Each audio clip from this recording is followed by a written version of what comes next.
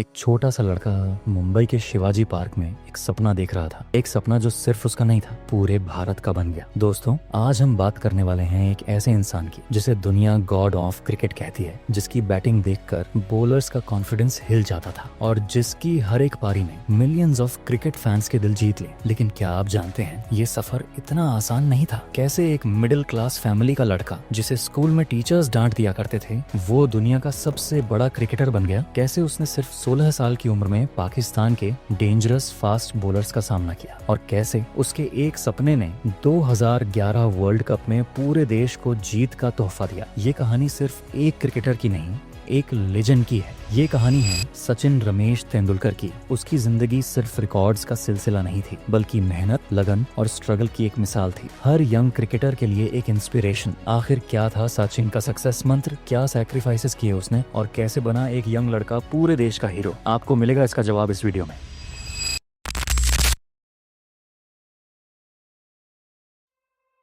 सचिन तेंदुलकर का जन्म 24 अप्रैल 1973 को मुंबई में हुआ था। उनके पिता रमेश तेंदुलकर एक ऑथर थे और उनकी मां रजनी तेंदुलकर एक इंश्योरेंस कंपनी में काम करती थी। लेकिन सचिन का मन पढ़ाई में नहीं, सिर्फ क्रिकेट में लगता था। छोटे सचिन इतने शरारती थे कि उनके पेरेंट्स परेशान हो जाते थे। उनके बड़े भाई अजित तेंदुलकर ने उनकी इस एनर्जी को सही दिशा देने का सोचा और उन्हें क्रिकेट एकेडमी में भेजने का फैसला किया। अजित सचिन को लेकर गए शिवाजी पार्क, जहाँ उनके पहले कोच रमाकांत आचरेकर ने उन्हें देखा। पहली बार में आचरेकर साहब को लगा कि सचिन में कुछ खास नहीं है, लेकिन जब उन्होंने सचिन को छुपकर खेलते हुए देखा तो उन्हें समझ आ गया, ये लड़का एक दिन बड़ा कमाल करेगा। आचरेकर साहब ने सचिन की ट्रेनिंग शुरू की और फिर आया पहला बड़ा चुनौती, डिसिप्लिन। सचिन को रोज शिवाजी पार्क तक बस से जाना पड़ता था। कई बार बस में जगह नहीं मिलती तो खड़े होकर सफर करना पड़ता। गर्मी, ठंड, बारिश, कोई भी मौसम सचिन की प्रैक्टिस रोक नहीं सकता था। कोच आचरेकर साहब उन्हें मैदान पर घंटों बल्लेबाजी करवाते थे, और अगर सचिन गलती करते तो पनिशमेंट में वो पूरे ग्राउंड के चक्कर लगवाते। एक बार आचरेकर सर ने एक ट्रिक अपनाई। अगर सचिन अच्छा खेले तो उन्हें एक पूरी प्लेट पनीर समोसा मिलेगा, और अगर गलती की तो बिना खाए ही घर जाना होगा। सचिन ने एक्स्ट्रा मेहनत की। सुबह 5 बजे से लेकर रात तक सिर्फ क्रिकेट। कभी कभी तो वो पीपाल पेड़ के नीचे बैठकर ही खाना खा लेते और फिर तुरंत प्रैक्टिस शुरू कर देते। कई बार सचिन के हाथों में ब्लिस्टर्स पड़ जाते। दर्द इतना होता कि बल्ला पकड़ना मुश्किल हो जाता, लेकिन वो कहते, अगर दर्द हो रहा है तो इसका मतलब है कि इम्प्रूवमेंट हो रही है। एक और बड़ी चुनौती थी लोगों की एक्सपेक्टेशंस। सचिन के फैमिली मेंबर्स और दोस्त जानते थे कि वो टैलेंटेड है, लेकिन क्या वो इस टैलेंट को दुनिया के सामने साबित कर पाएंगे? 1988 में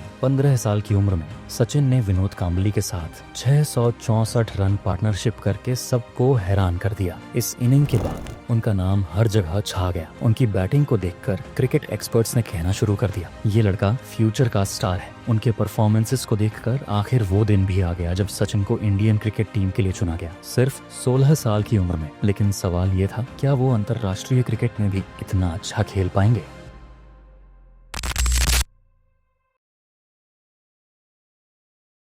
साल 1989, सिर्फ 16 साल की उम्र में सचिन को इंडियन क्रिकेट टीम में चुन लिया गया। लेकिन डेब्यू आसान नहीं था, क्योंकि उनका पहला मुकाबला था पाकिस्तान के खिलाफ और सामने थे दुनिया के सबसे खतरनाक फास्ट बॉलर्स वसीम अकरम, वकार यूनिस और इमरान खान। सचिन का पहला मैच था कराची में, जहां पाकिस्तानी क्राउड उन्हें लगातार स्लेजिंग कर रही थी। ये बच्चा है, इसको यहाँ मत खिलाओ। लेकिन सचिन को सिर्फ एक चीज दिख रही थी, 22 यार्ड की पिच और गेंद। वकार यूनिस की तेज बाउंसर सचिन के हेलमेट पर लगी, खून निकल आया, लेकिन वो बिना गिरे खड़े रहे और अगली गेंद पर चौका मारकर जवाब दिया। उस दिन सबको पता चल गया, ये लड़का इतना आसान नहीं है। हालांकि उनका पहला मैच बहुत अच्छा नहीं रहा, लेकिन कोचेज और सीनियर प्लेयर्स को उनके अंदर एक स्पार्क दिखा। सचिन को खुद को साबित करने के लिए ज्यादा वक्त नहीं मिला। अगले ही साल 1990 में इंग्लैंड के खिलाफ उन्होंने अपना पहला टेस्ट शतक 119 रन बनाया और टीम को हार से बचा लिया। सिर्फ 17 साल की उम्र में इस तरह का प्रदर्शन देखकर दुनिया हैरान।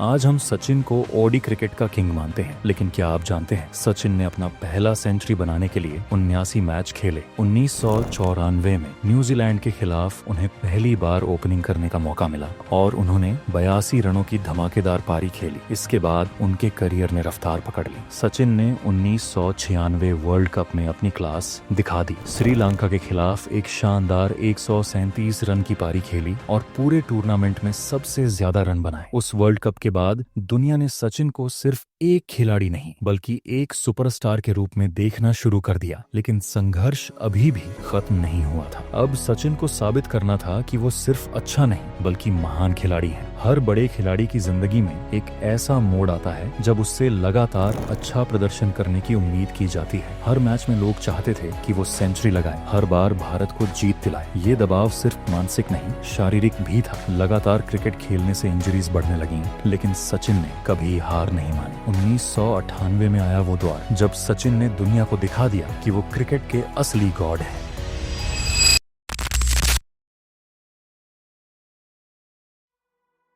साल 1998, जगह शारजाह, यूएई। भारत को कोका कोला कप के फाइनल में पहुंचने के लिए ऑस्ट्रेलिया को हराना था, लेकिन सामने थी वर्ल्ड की सबसे खतरनाक टीम, जिसमें थे शेन वॉर्न, डेमियन फ्लेमिंग और माइकल कस्प्रोविच जैसे बड़े खिलाड़ी। ऑस्ट्रेलिया पहले बैटिंग करता है और 284 रन का बड़ा टारगेट सेट करता है, लेकिन सचिन ने जैसे ही बैटिंग शुरू की पूरा खेल बदल गया। 50 डिग्री की भयंकर गर्मी, रेत का तूफान, लेकिन सचिन न रुके न झुके। उन्होंने 143 रन की तूफानी पारी खेली, जिसमें 5 छक्के और 9 चौके शामिल थे। हालांकि भारत ये मैच नहीं जीत सका, लेकिन सचिन ने अपनी बैटिंग से टीम को फाइनल में पहुंचा दिया। इस मैच के बाद क्रिकेट जगत को एहसास हो गया कि सचिन एक अलग ही स्तर के खिलाड़ी है। फाइनल में फिर से वही टीम, ऑस्ट्रेलिया। सचिन का 25वां जन्मदिन और सामने थे शेन वॉर्न, जिन्होंने कहा था, मैं सचिन के सपनों में आता हूँ। लेकिन सचिन ने उस दिन वॉर्न और पूरी ऑस्ट्रेलियाई टीम को सपना बना दिया। उन्होंने सिर्फ 131 गेंदों पर 134 रन बनाए और भारत को चैंपियन बना दिया। मैच के बाद वॉर्न ने कहा, मैंने अपने करियर में इतनी बेबस बॉलिंग कभी नहीं की। इस सीरीज के बाद सचिन तेंदुलकर सिर्फ महान खिलाड़ी नहीं बल्कि एक क्रिकेट आइकॉन बन गए। 1998 सिर्फ शारजाह का साल नहीं था, बल्कि ये पूरे साल सचिन का राज रहा। ऑस्ट्रेलिया के खिलाफ टेस्ट और वनडे में जबरदस्त प्रदर्शन किया। दुनिया ने उन्हें क्रिकेट का भगवान कहना शुरू कर दिया। लेकिन क्या सचिन के करियर में सब कुछ आसान रहा? नहीं। 1999 में उनके पिता की डेथ हो गई और वहीं से शुरू हुआ उनका सबसे कठिन समय। 1999 के वर्ल्ड कप के दौरान जब भारत इंग्लैंड में खेल रहा था, सचिन के पिता का अचानक निधन हो गया। ये उनके लिए बहुत बड़ा सदमा था। पूरा देश जानता था कि सचिन के लिए उनके पिता कितने मायने रखते थे। सचिन तुरंत भारत लौटे और ऐसा लग रहा था कि शायद वो इस टूर्नामेंट में आगे नहीं खेलेंगे। लेकिन कुछ ही दिनों में वो वापस लौटे और केन्या के खिलाफ 140 रन की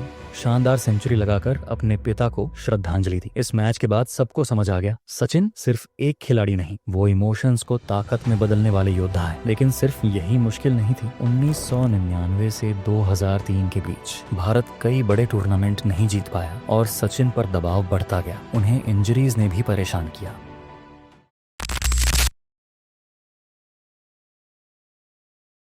1999 से 2003 का समय सचिन तेंदुलकर के लिए चैलेंजिंग था। भारत कुछ बड़े टूर्नामेंट हार रहा था और लोग सवाल उठाने लगे थे, क्या सचिन अब भी बेस्ट हैं? लेकिन 2003 वर्ल्ड कप में उन्होंने आलोचकों को चुप करा दिया। पहले मैच में नीदरलैंड्स के खिलाफ 52 रन बनाए, लेकिन असली टेस्ट ऑस्ट्रेलिया के खिलाफ था, जहां भारत सिर्फ 125 रन पर सिमट गया। फिर इंग्लैंड के खिलाफ 50, नामीबिया के खिलाफ 152, श्रीलंका के खिलाफ 97 और केन्या के खिलाफ 83 रन बनाए। 1 मार्च 2003 पाकिस्तान ने 273 रन बनाए। सचिन का सामना शोएब अख्तर, वसीम अकरम और वकार यूनुस से था। पूरे स्टेडियम में गूंज रहा था।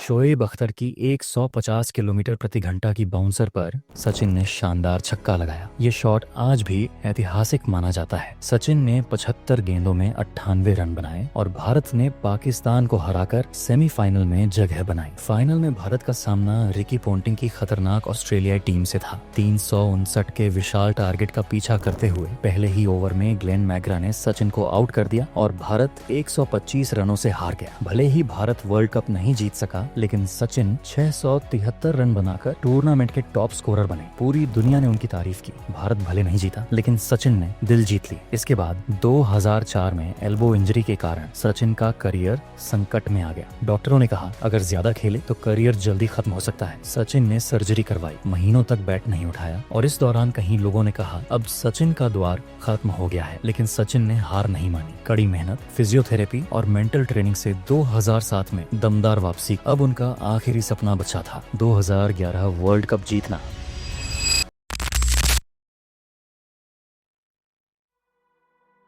2011 वर्ल्ड कप जीतने के बाद सचिन तेंदुलकर ने क्रिकेट खेलना जारी रखा, लेकिन हर फैंस के मन में एक ही सवाल था, सचिन कब रिटायर होंगे। सचिन ने वेस्टइंडीज के खिलाफ अपने रिटायरमेंट की घोषणा की। 14 नवंबर 2013 मुंबई के वानखेड़े स्टेडियम में सचिन का 200वां और आखिरी टेस्ट मैच शुरू हुआ और उसे मैच की पहली पारी में सचिन 74 रन बनाकर आउट हुए। पूरे स्टेडियम ने खड़े होकर उन्हें विदाई दी। हर क्रिकेट फैन की आंखें नम थीं, क्योंकि क्रिकेट के भगवान का आखिरी मैच था। 16 नवंबर 2013 भारत ने वेस्टइंडीज को हराकर सीरीज जीतती है और मैच के बाद सचिन ने माइक संभाला और जब उन्होंने बोलना शुरू किया, पूरा देश सुन रहा था। उन्होंने अपने माता पिता, कोच रमाकांत आचरेकर, परिवार, दोस्तों और करोड़ों फैंस को धन्यवाद दिया। आखिर में उन्होंने वो शब्द कहे जो हर क्रिकेट प्रेमी आज भी याद करता है। My life between 22 yards for 24 years.